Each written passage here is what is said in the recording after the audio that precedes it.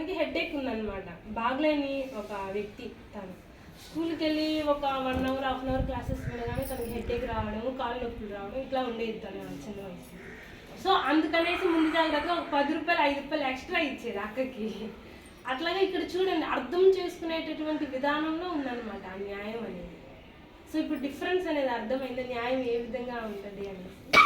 So అదేవిధంగా వచ్చేసరికి ధర్మం అంటే ఇప్పుడు ఈ ఫర్ ఎగ్జాంపుల్ చెప్పాలంటే నేను ఇప్పుడు పోయిన మీ కాలంలో అయితే అప్పుడు కాలంలో నడిచినో లేదంటే రిక్షాలోనో అట్లాగా తిరుమల కొండకి వెళ్ళడం ఒక ధర్మం.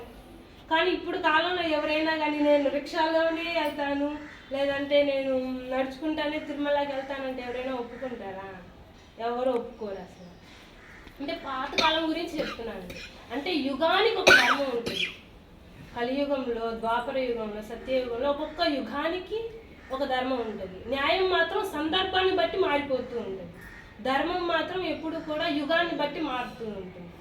సో ఆ ధర్మం ఎప్పుడైతే మనం పాటిస్తామో అప్పుడు మాత్రమే ఈ యుగంలో మనం జీవించగలుగుతాం, లేదంటే జీవించలేము.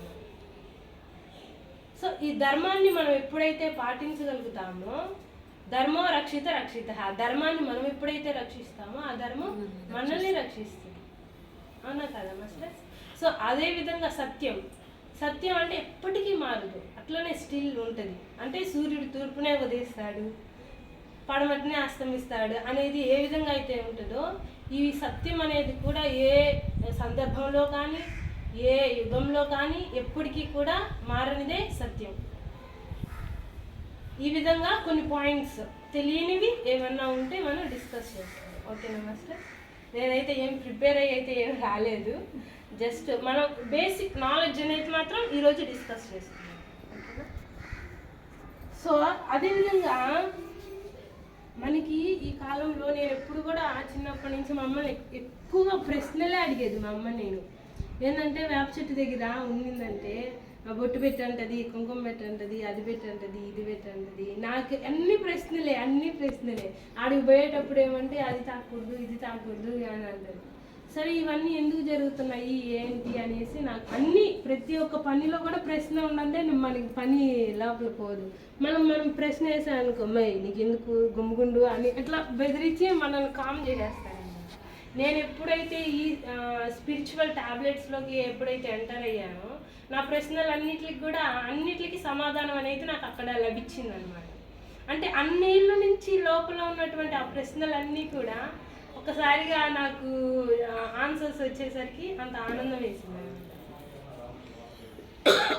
సో ఇప్పుడు మా అమ్మగారు నేను ఎలాంటి ప్రశ్నలు వేసినా కూడా తను నాకు సమాధానం అనేది చెప్పేది కాదు, ఎప్పుడు కూడా సైలెన్స్గా ఉండేది. అది తప్పని నేను చెప్పట్లా, తన స్థితిలో తను ఉంది కాబట్టి తను అట్లాగే నేను కరెక్ట్, నేను తప్పనైతే నేను చెప్పట్లేదు. సో ఒక మనిషి యొక్క జీవన విధానం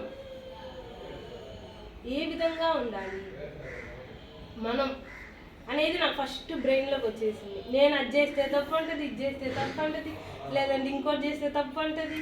అంటే తప్పు అంటే ఇలా చెయ్యి అలా చెయ్యి అని చెప్తా ఉంటారు కదా పెద్దవాళ్ళు, తప్పని చెప్పరు, ఇలా చెయ్యి అలా చెయ్యమ్మా అని చెప్తా ఉంటారు. ఎందుకు నేను చేసేది ఏమన్నా తప్ప, ఎందుకు నేను చెప్తా అనేసి నాకు ఒకరోజు అనిపించింది అనమాట. అంటే మనం ఏదైనా తప్పు చేస్తాను కదా అట్లా చెప్తారు ఎవరైనా కూడా, మనం కరెక్ట్గా ఉన్నప్పుడు ఎవరు మనకి చెప్పరు. సో అట్లాగా ఉన్నప్పుడు బయట సొసైటీలో కొన్ని మనం చూసినప్పుడు ఏమనిపించిందంటే అసలు సరైనటువంటి జీవన విధానం ఏంటి, ఒక మనిషి ఏ విధంగా జీవించగలిగితే తన యొక్క పరిపూర్ణతని సంపాదించుకోగలుగుతాడు అనేసి ఆ ఒక్క ప్రశ్నకి నేను సమాధానం వెతుక్కుంటూ ఉన్నాను. సో అదేవిధంగా కొన్ని ఇయర్స్ నుంచి అసలు ఈ మనుషులందరూ ఎందుకు సందర్భాన్ని బట్టి మారిపోతూ ఉన్నారంటే నేను భగవద్గీత చదువుతున్నప్పుడు నాకు అర్థమైంది ఆ విషయం. అంటే ఆ భగవద్గీతనే ప్రతిరోజు కూడా బ్రెయిన్లో అట్లా అట్లా అట్లా వాష్ చేస్తూ ఉన్నప్పుడు ఏమనిపించిందంటే సందర్భాన్ని బట్టి ప్రతి ఒక్కరూ కూడా మారాలి అని చెప్పి ఆ శ్రీకృష్ణ పరమాత్ముడు చెప్పాడనమాట. మారితేనే కదా మార్పు అనేది వస్తుంది. ఎప్పుడైతే సందర్భాన్ని బట్టి మనం మారుతామో, ఇప్పుడు చెడ్డోడు ఉన్నాడు, వాడు ఎప్పుడైతే మారుతాడో సందర్భాన్ని బట్టి వాడు ఒకదాన్ని చూసి మారకపోవచ్చు, 10 చూసి మారకపోవచ్చు, కానీ 100వ దాంట్లో మాత్రం ఖచ్చితంగా మారుతాడు. వాడు ఎప్పుడైతే ఆ మార్పు కోసమే మనం అందరం కూడా ఈ మార్పు అనేది ప్రతి ఒక్కరికి కూడా అవసరం మనకి. సో ఇక్కడ మనం ఫస్ట్ ఏ విధంగా జీవించాలి మన జీవన విధానాన్ని.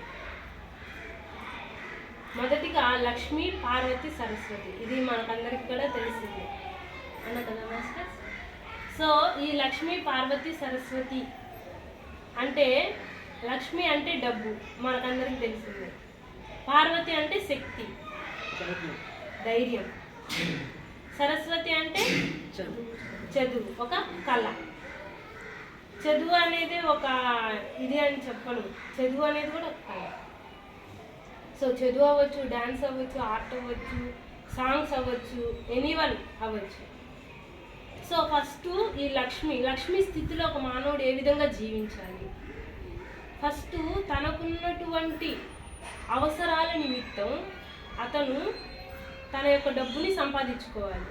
సో ఫర్ ఎగ్జాంపుల్ నాకు ఇప్పుడు నెల వచ్చేసరికి 40,000, ఆ 40,000 రూపాయలు నేను సంపాదిస్తే నాకు సరిపోతుంది.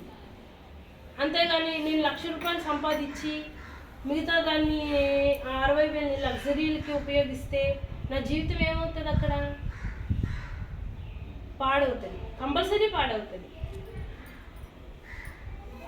ఇప్పుడు నా దగ్గర ఫర్ ఎగ్జాంపుల్ చెప్పాలంటే ఒక 40,000 నేను సంపాదించాను అనుకున్నాను.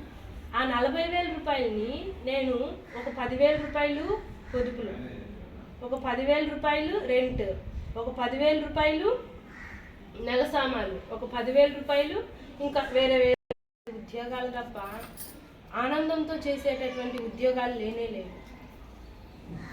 మనం చదువుకున్న చదువులన్నీ కూడా, చదువు అనేది జ్ఞానం మాత్రమే, చదువు నాట్ ఏ ఫ్యూచర్, చదువు కేవలం ఒక జ్ఞానం అంతే. ఇక్కడ పని అనేది ఏంటంటే విజ్ఞానంతో కూడుకునేది. ఇప్పుడు ఫర్ ఎగ్జాంపుల్ అండి, డిగ్రీ మనం ఒకటి చదువుతాం, ఇంకో దానికి వెళ్తాం, వర్క్ చేస్తాం, దానికి సంబంధించింది ఉండొచ్చు, అక్కడ బేస్ వరకే ఉంటుంది. మనం ఎప్పుడైతే అక్కడ వర్క్ అనేది స్టార్ట్ చేస్తామో, మనం ఏ విధంగా పని చేస్తే ఆ పని ఇంత ఫాస్ట్గా అవుతుంది, ఏ విధంగా చేస్తే ఆ పని ప్రజల్లోకి వెళ్తుంది, ఇది విజ్ఞానం. ఏ విధంగా చేస్తే మన కంపెనీ ఇంకాస్త ముందుకెళ్తుంది. సో ఎంత డిఫరెన్స్ ఉంది చూడండి. చదివితేనే ఒక మనిషి అంత స్థాయికి వెళ్ళాలి, ఇది చేయాలి అది చేయాలనేసి ఏం లేదు. జ్ఞానం మనం ఏ విధంగానైనా తీసుకోవచ్చు. సో ఆ విధంగా మనకి ఎంత అవసర నిమిత్తం ఉంటే అంతవరకు కూడా మనం డబ్బుని సంపాదించి పెట్టుకున్నప్పుడు నెక్స్ట్ మనం ఆ లక్ష్మి స్థితి నుంచి పార్వతి స్థితికి వెళ్ళాలి. పార్వతి అంటే ఇక్కడ శక్తి. శక్తి అంటే మనకి జ్ఞానం, బుక్స్ చదవడం కానీ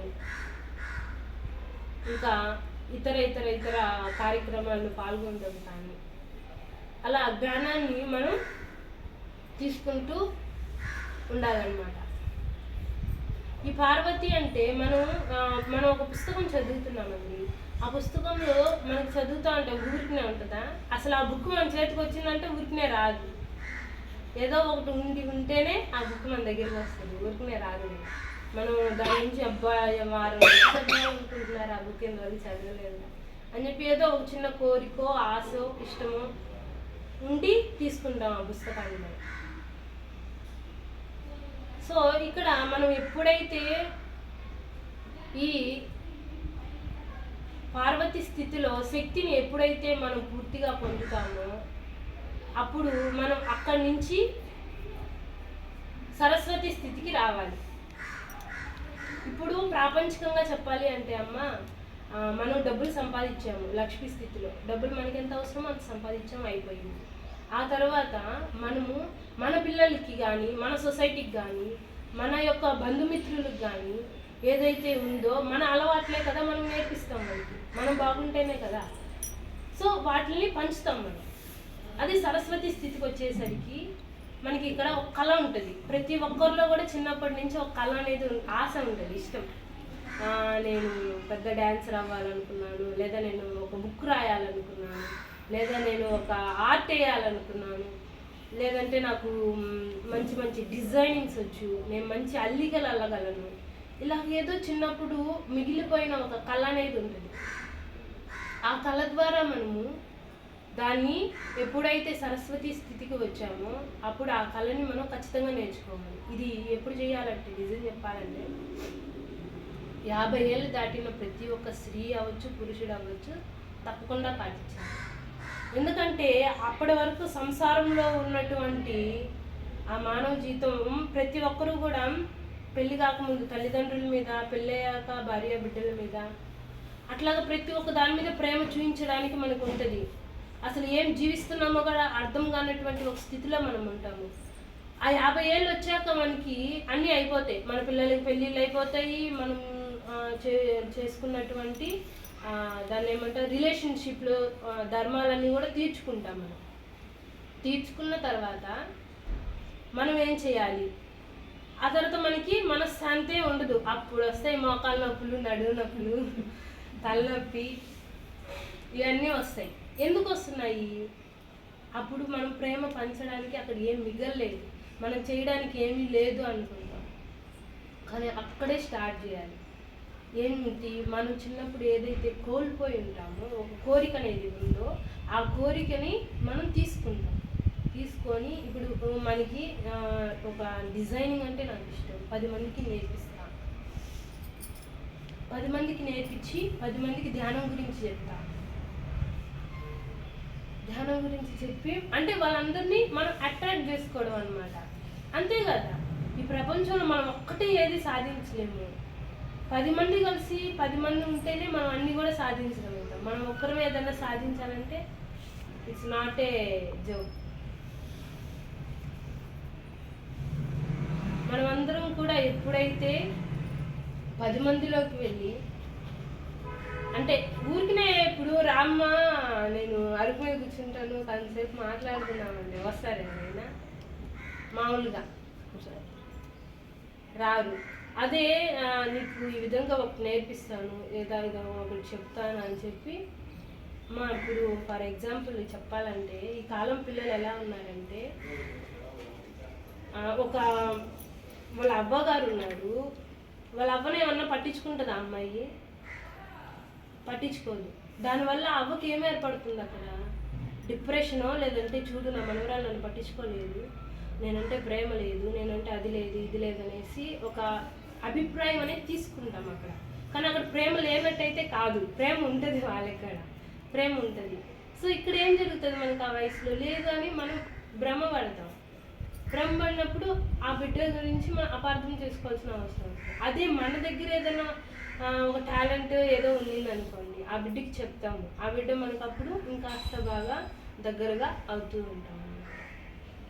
సో ఇట్లాగా కొంచెం మనం ఎప్పుడైతే లక్ష్మీ పార్వతి స్థితులను దాటుకుంటూ వస్తామో మన లైఫ్ అనేది ఫుల్ఫిల్ అవుతుంది. ఎక్కడ కూడా మనకి డిప్రెషన్స్ కానీ కొద్దిగా అవన్నీ కూడా తగ్గుతాయి. సో ఇక్కడ ఏంటంటే మెయిన్లీ ఒక 50 ఏళ్ళు దాటినటువంటి ప్రతి ఒక్కరూ కూడా ఆశ్రమ ధర్మ అయితే ఖచ్చితంగా పాటించాలి.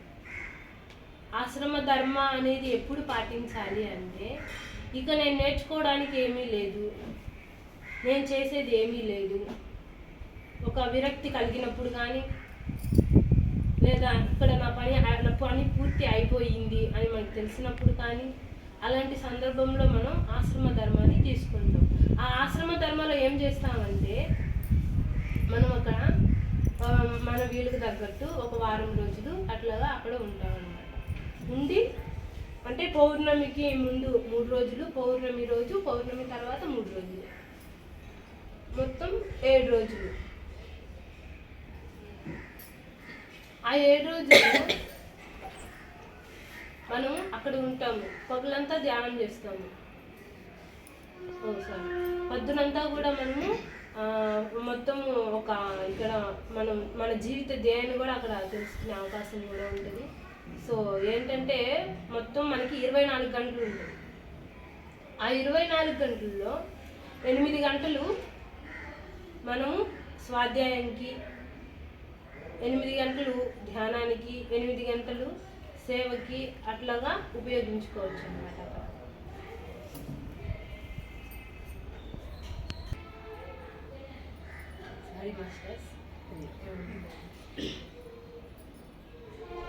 సో ప్రతి ఒక్కరూ కూడా 50 ఏళ్ళు దాటాక అట్లీస్ట్ సంవత్సరానికి ఒకసారైనా కూడా ఆశ్రమ ధర్మ చేయడానికి ప్రయత్నించండి.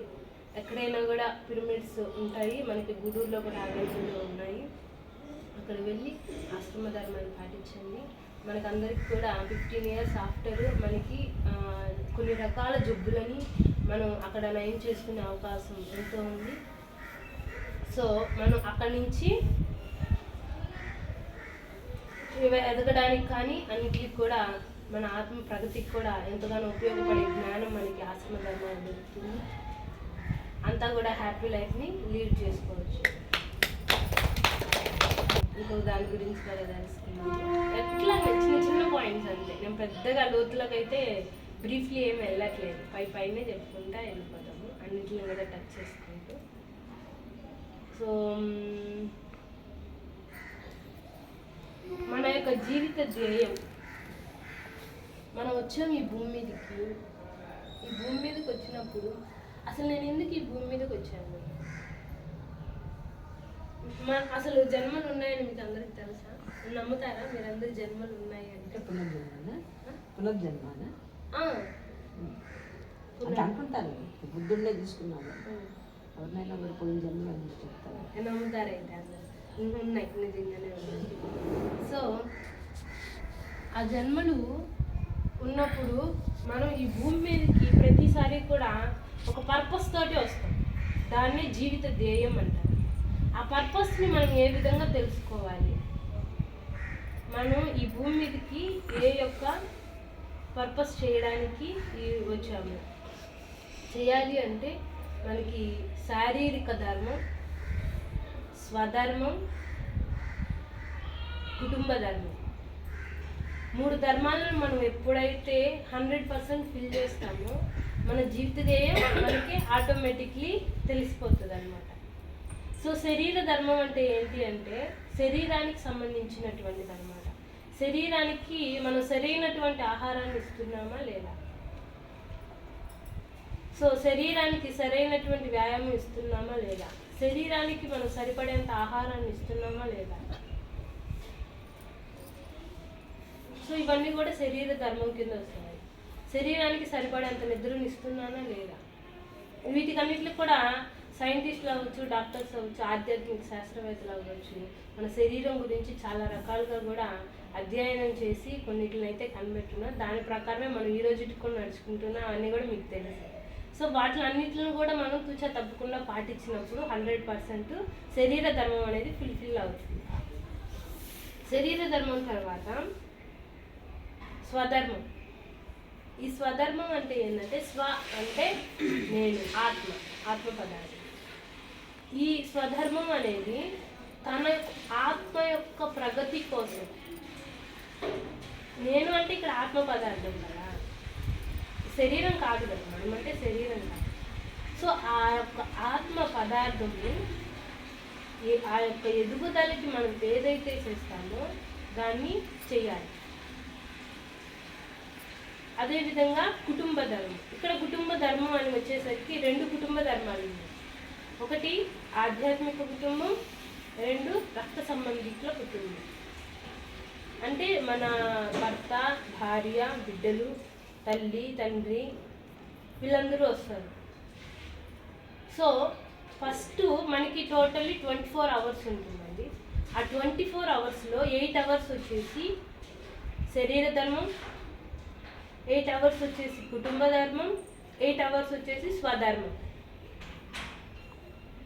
ఈ 8 అవర్స్లో మనము ఫస్ట్ 8 అవర్స్ ఏంటంటే 6 అవర్స్ నిద్రపోతాము, మిగతా 2 అవర్స్ వ్యాయామము, ఫుడ్ తినడము, ఇట్లా వీటికి కేటాయిస్తూ ఉంటూ మనకి 8 అవర్స్ అయ్యాయి. నెక్స్ట్ కుటుంబ ధర్మంలో 2 ధర్మాలు ఉన్నాయి. దానికి 4 అవర్స్ స్వధర్మ రక్త సంబంధికులకి, 4 అవర్స్ ఆధ్యాత్మిక కుటుంబానికి. అంటే కుటుంబ ధర్మంలో మనకు వాళ్ళకి ఏం చేసి పెట్టాలి. ఇప్పుడు మన భర్త ఉన్నారు, మన భర్తకి వంట చేసి పెట్టాలి, అది మన ధర్మం. పిల్లలు ఉన్నారు, పిల్లల్ని రెడీ చేయాలి, అది మన ధర్మం. చేయాల్సిందే, తప్పనిసరిగా చేయాలి.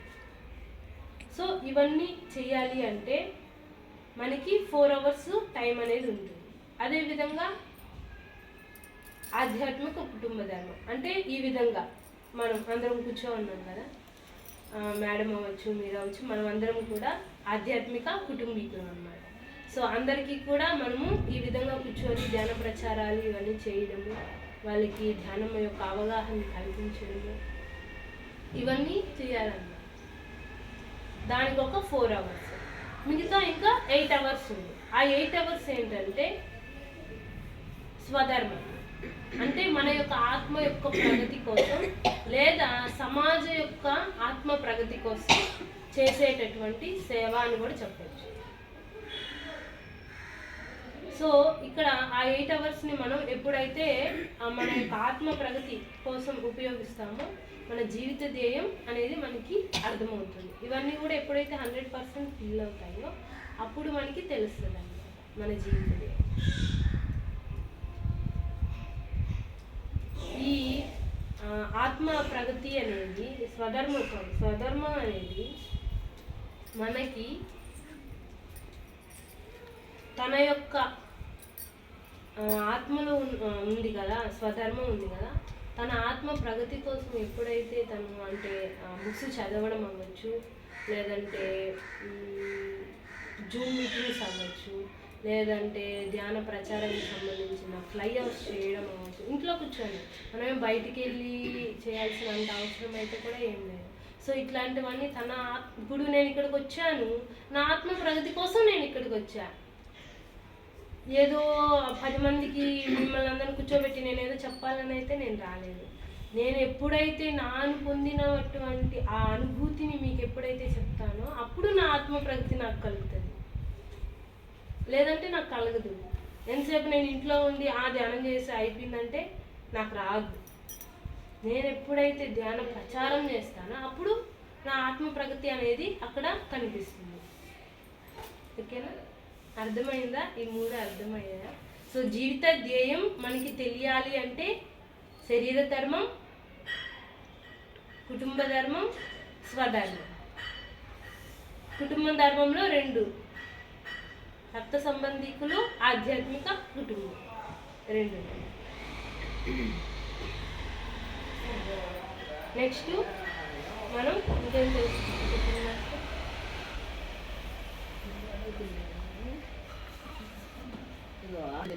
ఆత్మజ్ఞానం అంటే మేడం మీకు ఇదేమన్నా ఎక్స్పీరియన్స్ వచ్చిందా, లేదు మీ డౌట్ అంటే? డౌటేనా? ఆత్మ ధ్యానం, ఆత్మ జ్ఞానం. ఓకే, వావ్, మంచి క్వశ్చన్. మేడం ఒకసారి ఆత్మ జ్ఞానం అంటే మన ఆత్మ కోసం, ఇప్పుడు చెప్పాను కదా, ఆత్మధర్మం అంటే మన యొక్క ఆత్మ ప్రగతి కోసం, లేదంటే ఇతరుల యొక్క ఆత్మ ప్రగతి కోసం ఏదైతే మనం చేసేటటువంటి సేవలు ఉన్నాయో వాటిల్నే ఆత్మధర్మం అంటారు. ఆత్మధర్మమే కదా అడిగింది? జ్ఞానమా జ్ఞానమా? జ్ఞానం. ఓకే, ఆత్మ జ్ఞానం. ఇప్పుడు మనం నేర్చుకునేదంతా ఆత్మ జ్ఞానానికి సంబంధించింది. మనం ఈ విధంగా కూర్చొని ఏమి అల్లాటప్ప మాట్లాడుకోవట్లేదు. మనం ఎప్పుడైతే చెడు మాటలు మాట్లాడతామో మన శక్తి అనేది అప్పుడు దుర్వినియోగం చేయబడుతుంది. అప్పుడు నెగిటివ్ అంతా లోపలికి వచ్చి మనకి అవి అనారోగ్యాలుగా బయటకు. మనం ఎప్పుడైతే మన ఆత్మకు సంబంధించినటువంటి వాక్కులు మాట్లాడతామో అవి మనకి ఎనర్జీని ఇస్తాయి. సో ఇది ఆత్మ జ్ఞానం అంటే ఎట్లా ఉంటుందంటే మన యొక్క ఆత్మ ఎదుగుదలకు సంబంధించినదిగా ఉంటుంది. అర్థమైందా మాస్టర్? అర్థం కాలేదా?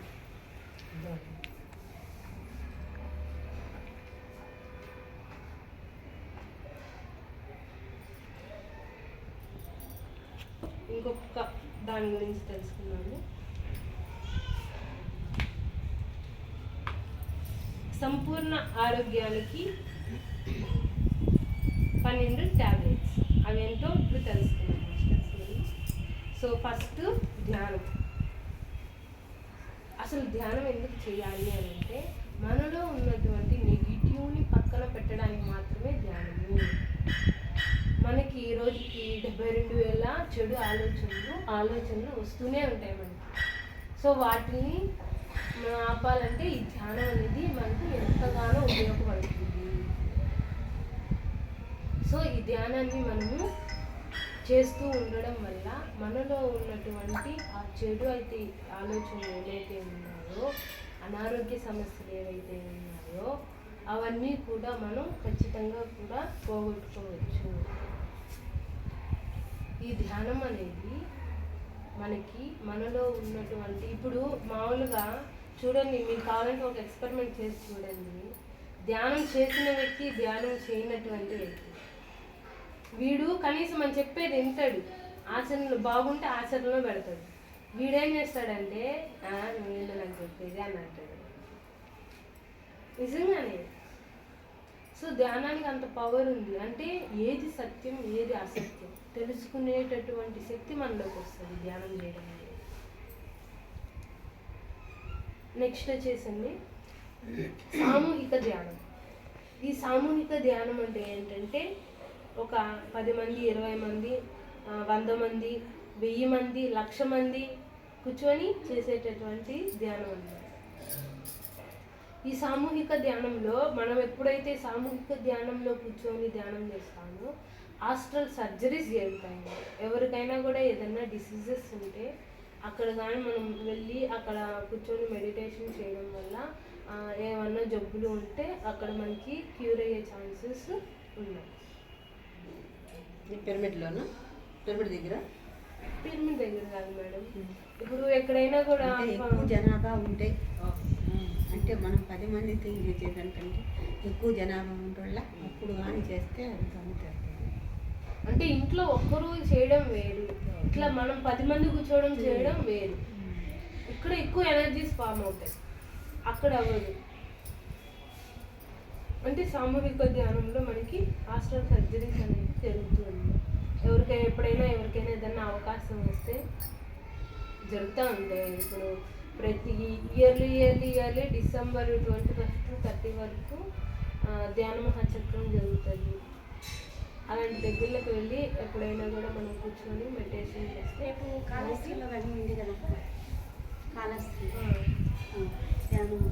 ధ్యాన శిరోహం, అది కానీ గ్రూప్కి సంబంధించి సామూహిక ధ్యానము ఎవరైనా రావాలి అక్కడికి అనుకుంటే ఇట్లా హాస్టల్స్ వచ్చేసి అక్కడ జరుగుతుంటాయి. మీరు ఆ సామూహిక ధ్యానానికి వచ్చే అవకాశం మనకు రేపు 14, 15, 16 3 రోజులు జరుగుతున్నాయి.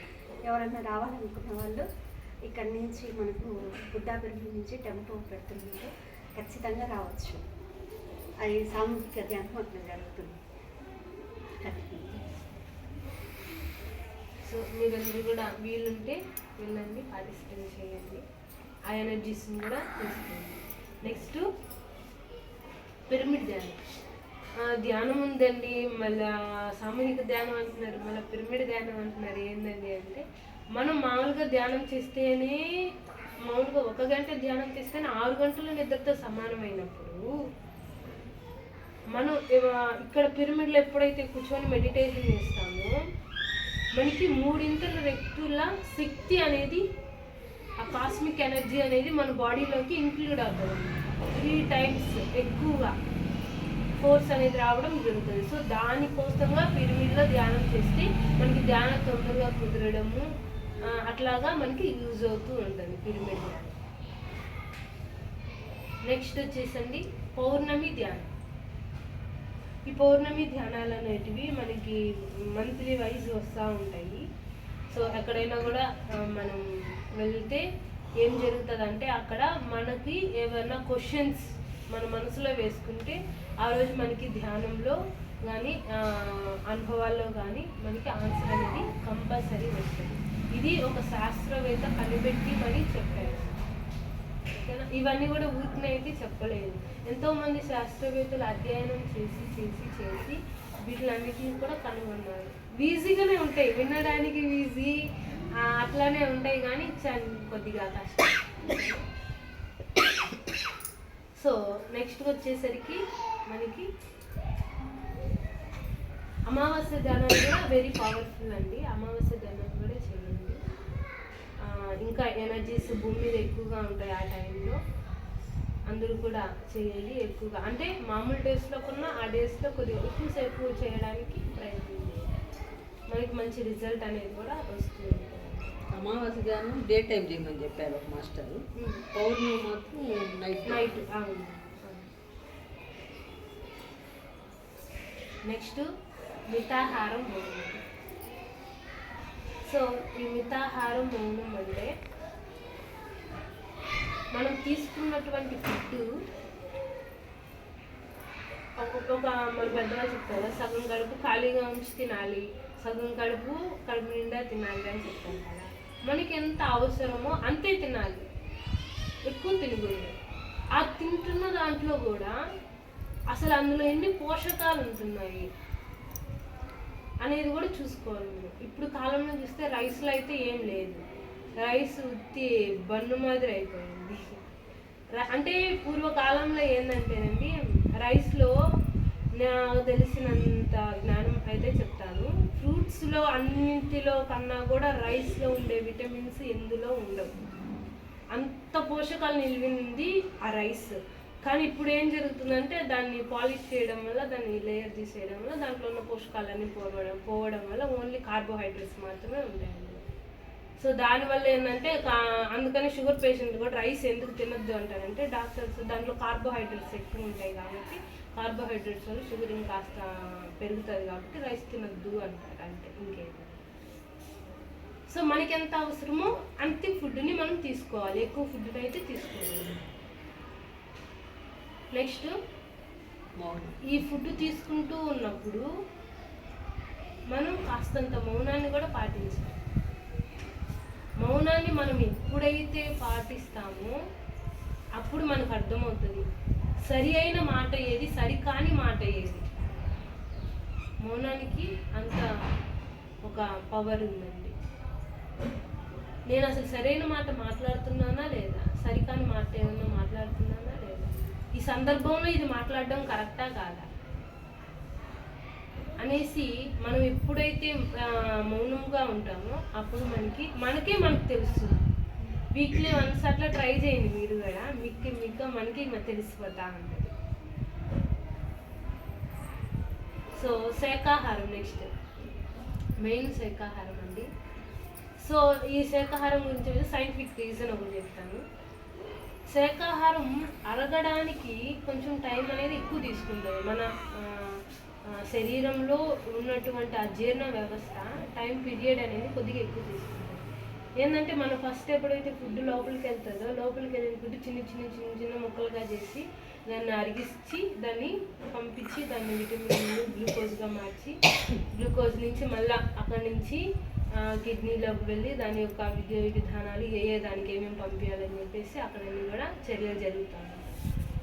సో ఇక్కడ మాంసాహారం తినేటప్పటికి ఆడేం జరుగుతుందంటే యవ్వన వ్యవస్థలో చాలా బాగుంటుంది. ఎందుకంటే ఆ టైం ఆఫ్ పీరియడ్లో మనకి జీర్ణ వ్యవస్థ పవర్గా ఉంటుంది కాబట్టి అరిగించుకుంటారు, ఏమన్నా చేస్తారు, అంతా బాగానే ఉంటుంది. ఒక వయసు వచ్చాక మనకి ఏమవుతుందంటే జీర్ణ వ్యవస్థ పని చేయకుండా పోతుంది. పని చేయకుండా పోవడం వల్ల మనకే కదా ఇబ్బంది, దానికేం లేదు ఇబ్బంది. సో మనం ఎప్పుడైతే ఈ శాకాహారం, ఈ శరీరం అంటే నేను మనకి 9th క్లాస్లోనే వచ్చిందండి. నేను చెప్పట్లేదు శాకాహారం తినండి అనేసి నేనైతే చెప్పట్లేదు. ఎవరు చెప్తున్నారంటే మన శాస్త్రవేత్తలు చెప్తున్నారు. మనం ఎప్పుడు ఆది మానవ కాలంలో ఉన్నప్పటి నుంచి కూడా అప్పట్లోనే ఆఫ్రికాలో ఉన్నటువంటి కొన్ని బృందాలు మాంసాహారం తిని వాళ్ళు ఎప్పుడైతే తింటా ఉన్నారో జంతువులన్నీ అంతరించిపోతున్నాయంట. ఏంటి ఇలా అంతరించిపోతున్నాయి అనేసి ఆఫ్రికన్లు ఏం చేశారంటే వాళ్ళు కొన్ని బృందాలుగా విడిపోయి ఒక బృందం ఏం చేసిందంటే అక్కడికి వెళ్ళి ఫస్ట్ దున్నడము, అట్లా పంటని పండించడం అనేది ఒక బృందం అనేది అక్కడ స్టార్ట్ చేసింది. అక్కడి నుంచి ప్రతి ఒక్కరికి కూడా ఈ వరి అనే పంట అక్కడి నుంచి మనకు వచ్చిందనమాట. ఇప్పటి నుంచి కూడా ప్రతి ఒక్కరు ఈ వరిని పండించుకొని తింటా ఉన్నారనమాట.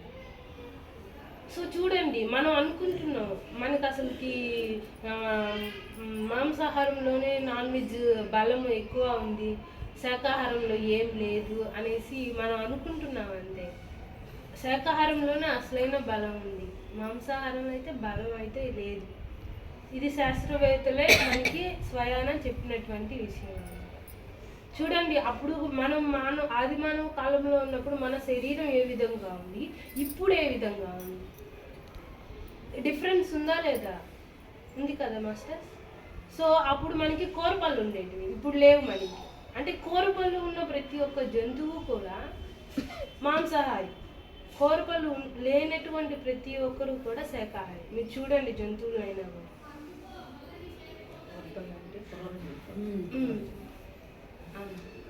సో మనం ఎప్పుడైతే ఇప్పుడు మన శరీరం కూడా నిర్మితమైంది శాకాహారం కోసమే నిర్మితమైంది. శాకాహారాన్ని మాత్రమే అరిగించుకోగలుగుతుంది, మాంసాహారాన్ని అరిగించుకునే స్థితి మనం దాటిపోయాము. లేదు, ఇప్పుడు ఆ సిస్టమే లేదు అసలు. ఇది నిజం. ఎవరో ఈ పిఎస్ఎస్ఎం వాళ్ళు ఇంతేను, వీళ్ళకి ఇంకేం పని లేదు, శాకాహారమే తినమంటుంటారు.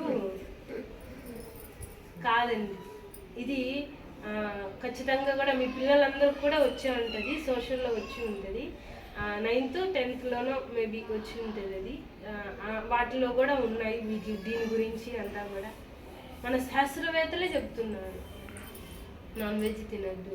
మనకి 100 గ్రాముల కందిపప్పులో 150 క్యాలరీస్ ఉంటే 100 గ్రాముల చికెన్లో మనకి కనీసం 50 కూడా ఉండేది.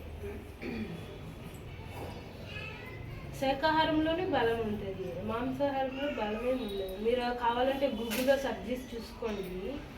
పప్పుల్లో ఎంత బలం ఉంది, డ్రై ఫ్రూట్స్లో ఎంత బలం ఉంది, నాన్ వెజ్లో ఎంత బలం ఉంది, ఎన్ని ప్రోటీన్ ఉన్నాయి, ఎన్ని విటమిన్లు ఉన్నాయి, సెర్చ్ చేసుకుంటే మనకి అర్థమైపోతుంది. అంటే మేము కొద్దిగా ఎంగేజ్ కదా, మాకు అన్ని సైంటిఫిక్ రీజన్స్ కావాలా, లేదంటే తీసుకోలేము అనమాట. ఒకరు చెప్తే వెంటనే వినలేము కదా, అన్ని ప్రశ్నల్లో మొదలైపోతా అంటే. సో నెక్స్ట్ మాస్టర్స్ మనకి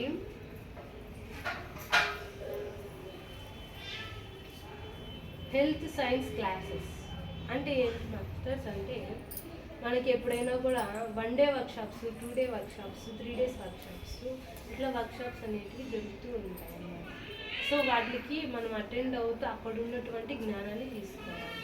తర్వాత దాని ద్వారా తీసుకున్న తర్వాత ఆచార సాంగత్యం అనేది చాలా అవసరం, ప్రతి ఒక్కరికి అవసరం. ఈ కాలంలో అయితే ఖచ్చితంగా అవసరం. ఆచార సాంగత్యం అంటే ఏంటంటే, ఇంతకుముందు మన పూర్వకాలంలో అయితే ఊరి చివర ఒక ఆచార్యుడు ఉండేవాడు. ఎవరికైనా ఏదైనా కష్టం వచ్చిందంటే అక్కడికి వెళ్ళేసి ఆడ 1 డే మొత్తం బాగా స్పెండ్ చేసి తనకున్నటువంటి కష్టాన్ని అక్కడ చెప్పిన తర్వాత అక్కడ ఉండి ఆ సమస్యకి పరిష్కారాన్ని తీసుకొని తను మళ్ళీ తన ఇంటికి వచ్చేసేవాళ్ళు అన్నమాట. ఆచార్య సినిమా కూడా ఒకటి వచ్చింది, చూడలేదు నేను, చూడండి మీరందరూ, మంచి సినిమా అది, చిరంజీవి సినిమా. ఆ ఆచార్య సాంగత్యంలో ప్రతి ఒక్కరు కూడా దాంట్లో కూడా పార్టిసిపేట్ చేయాలి, ఆచార్య సాంగత్యాన్ని కూడా తీసుకోవాలి. అంటే ఒక మాస్టర్ దగ్గరికి వెళ్ళి ఒక ఆచార్యునితో ఉన్నటువంటి మనకున్నటువంటి డౌట్స్ని అన్నింటినీ కూడా అక్కడ మనం క్లారిఫై చేసుకుంటాం. మనకున్నటువంటి జ్ఞానం కన్నా ఇంకా ఎక్కువ జ్ఞానాన్ని మనం తీసుకోవచ్చు అక్కడ. తర్వాత ప్రకృతి విహారం, ఎప్పుడు ఇంట్లోనే ఉండకుండా మనందరం అట్లా ట్రెక్కింగ్కి వెళ్ళేసి అట్లా, అంటే ఇంట్లోనే ఉండకుండా మనం అసలు ఈ బాడీ కూడా సగం ప్రకృతితో నిర్మితమై ఉంది, పంచభూతాలతో నిర్మితమైందే ఈ శరీరం.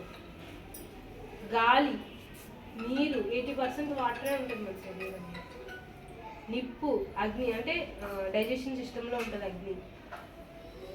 వాయువు ప్రతి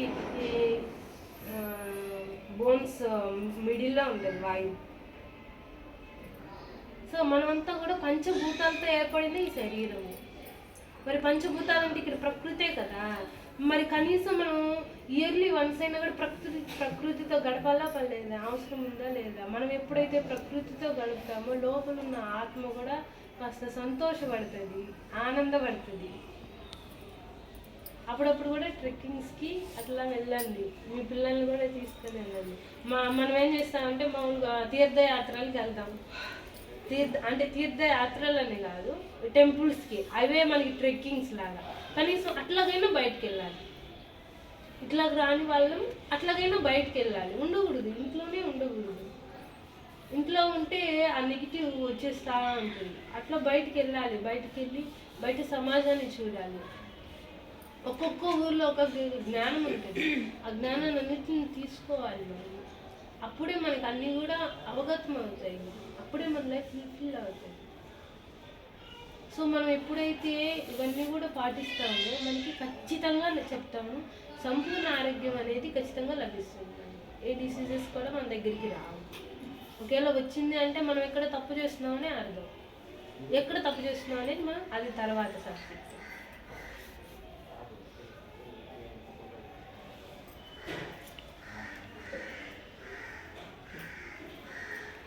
ఇంకేమన్నా కంటిన్యూ.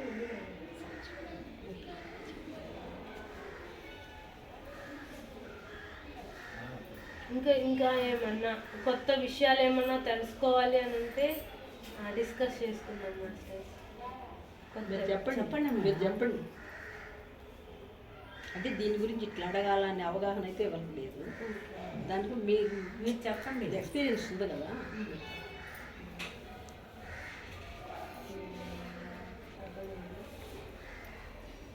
సో ఇక్కడ గడ్డిమేటు అనేది చిన్న కాన్సెప్ట్, దాన్ని తెలుసుకున్నాను. సో గడ్డిమేటు అంటే దాన్ని నెమర వేసుకోవడం. అంటే ఒక ఇష్యూ ఉంది, దాన్ని పదే నెమర వేసుకోవడం వల్ల మనకి డిసీజెస్ అనేటివి వస్తున్నాయి. ఎలాంటివి అంటే sugar, BP, gas trouble, asthma, ఇట్లాంటి డిసీజెస్ అన్నీ మనకు వస్తాయి. ఇందాక చెప్పాను కదా, చిన్నప్పటి నుంచి మనకు ఒక కోరిక ఉంటుంది. ఆ కోరికను నెరవేరకపోతే అవి మన యొక్క శరీరంలో బ్లాక్స్గా ఏర్పడి అవే మనకి అనారోగ్యంగా బయటకు వస్తాయి. ఇప్పుడు బీపీ ఉంది. బీపీ అంటే ఏంటి? High blood pressure. సో ఆ ప్రెషర్ అనేది ఏంటి? ఒత్తిడి, ఆలోచన. అది తగ్గాలంటే ఆలోచనలు ఆపాలంటే ధ్యానం చేయాలి. అవునా కాదా? నేను చూసిన కేసెస్లో బీపీ, షుగర్ అనేటటువంటి కేసులు అయితే వితిన్ 1 వీక్లోనే తగ్గించుకున్న పేషెంట్లు కూడా ఉన్నారు నా దగ్గర. 1 వీక్లోనే. అంటే ధ్యానం అనేది అంత పవర్ఫుల్ అన్నమాట, అంత శక్తివంతమైనది. ప్రతి ఒక్క మా దగ్గరికి వచ్చినటువంటి ప్రతి ఒక్క పేషెంట్ గారికి మొదటగా ఇచ్చే ట్యాబ్లెట్స్ ఏదైనా ఉంది అంటే ధ్యానమే. ధ్యానం సర్వరోగ నివారిణి, ధ్యానం సకల భోగకారిణి, సత్య జ్ఞాన ప్రసాది. సో ఇప్పుడు ప్రస్తుతానికి నేనేం చేస్తున్నానంటే ధ్యానం సర్వరోగ నివారిణి అనేటువంటి ఒక చిన్న కాన్సెప్ట్ అయితే పెట్టుకొని ప్రతి ఒక్కరూ కూడా, ఇక్కడ ఉన్నది ఏం వేరే పర్సన్స్ అయితే ఏం కాదు, భారతదేశం అవ్వచ్చు, రష్యా అవ్వచ్చు, అమెరికన్ అవ్వచ్చు, ఏదైనా అవ్వచ్చు. ఇంకా భారతదేశం అంటే నేను పుట్టిన దేశం కాబట్టి ప్రతి ఒక్కరు కూడా నా ఆత్మ బంధువులు కాబట్టి, నా కుటుంబం కాబట్టి, నా సొసైటీ కాబట్టి ప్రతి ఒక్కరు కూడా ఆనందంగా ఉండాలి అనేసి ఒక చిన్న యొక్క కోరికతో ముందడుగేసుకుంటూ వెళ్తూ ఉన్నాం. అవునా కదా?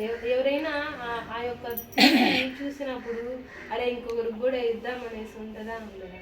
మనం ఒకటే బాగుంటే బాగుంటుందా? ఇప్పుడు నేను అన్నం తింటా ఉన్నాను, మా చెల్లిలో మా అక్క వచ్చింది, పెడతానా పెట్టనా?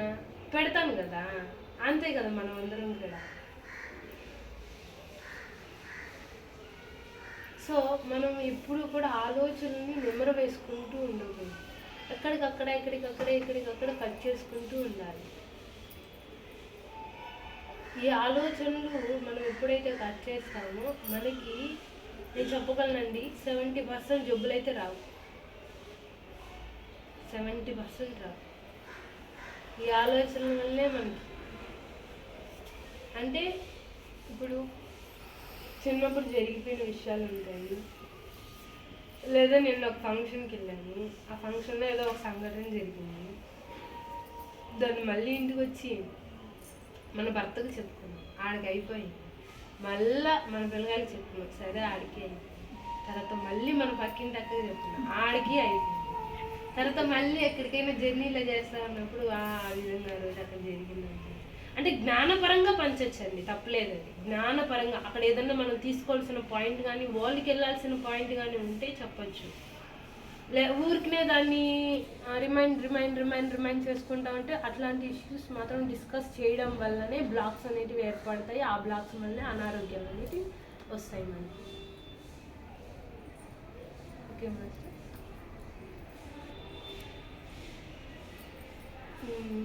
ఇంకా ఇంకేమన్నా పాయింట్స్? పాపం, పరిహారం, ప్రాయశ్చిత్తం, పశ్చాత్తాపం, ప్రాయశ్చిత్తం. సో వీటి గురించి 2 లైన్స్లో తెలుసుకుంటున్నాం. సో ఈ పాపం అంటే ఏంటంటే మనం పాపం చేస్తున్నాం, మనకు తెలుసు, అంటే తప్పు చేస్తున్నాం మనకు తెలుసు, దాన్ని ఒప్పుకోలేము. దాన్ని ఒప్పుకోకపోవడం వల్లనే కొంతమందికి డిసీజెస్ కూడా వస్తాయి.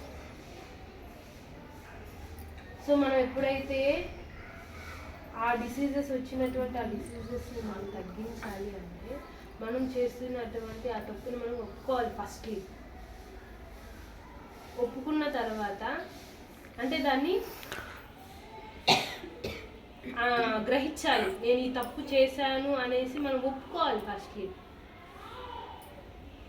ఒక పాపం చేసామంటే దానికి పరిహారం అనేది చేసుకున్నప్పుడు ఆ డిసీజెస్ అనేది మనకు తగ్గుతుంది, లేదంటే తగ్గదు. అంటే ఇప్పుడు ఒక తలనొప్పి వచ్చింది, తలనొప్పి ఎందుకు వచ్చింది? నేను ఎక్కువగా ఆలోచించడం వల్ల వచ్చింది. ఒక బీపీ వచ్చింది, ఎందుకు వచ్చింది? నేను ఎక్కువగా ఏదో ఆలోచించకూడని ఒక ఆలోచనలు ఎక్కువగా ఆలోచిస్తున్నాను కాబట్టి వచ్చింది. వీటిని తగ్గించుకోవాలి. తగ్గించుకున్నప్పుడే మనం ఆ డిసీజెస్ నుంచి బయటపడతాం. అంటే ఆ డిసీజెస్లో అక్కడ ఏం ఆలోచన ఆలోచిస్తున్నాను అనేది ఇక్కడ పాయింట్. ఫస్ట్ ఆ పాయింట్ ఏంటో దాన్ని ఐడెంటిఫై చేసుకోవాలి. మనం ఏ ఆలోచనని నేను ఎక్కువగా ఆలోచిస్తున్నాను, మా పిల్లల గురించి ఏమన్నా నేను ఎక్కువగా ఆలోచించి ఎక్కువగా ఏమైనా దిగులు పడిపోతున్నానా అనేసి ఆలోచించుకోవాలి. ఎంతవరకు ఆలోచించాలంటే అంతవరకు ఆలోచించాలి. దాన్ని ఎక్కువ ఆలోచిస్తే అది డిసీజెస్ కింద మారుతుంది.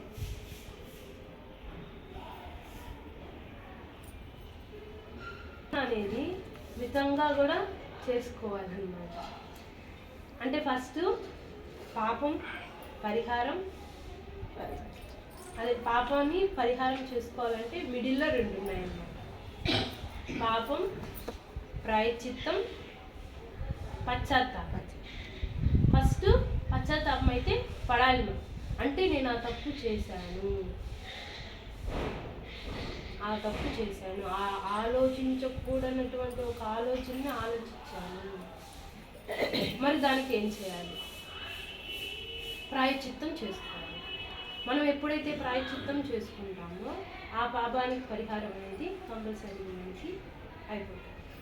ఈ ప్రాయశ్చిత్తం అంటే ఏంటంటే ఇక మీదట నేను ఇటువంటి ఆలోచనను ఆలోచించాను, సరైన ఆ ఆలోచన ప్లేస్లో సరైనటువంటి ఆలోచన పెడతాను.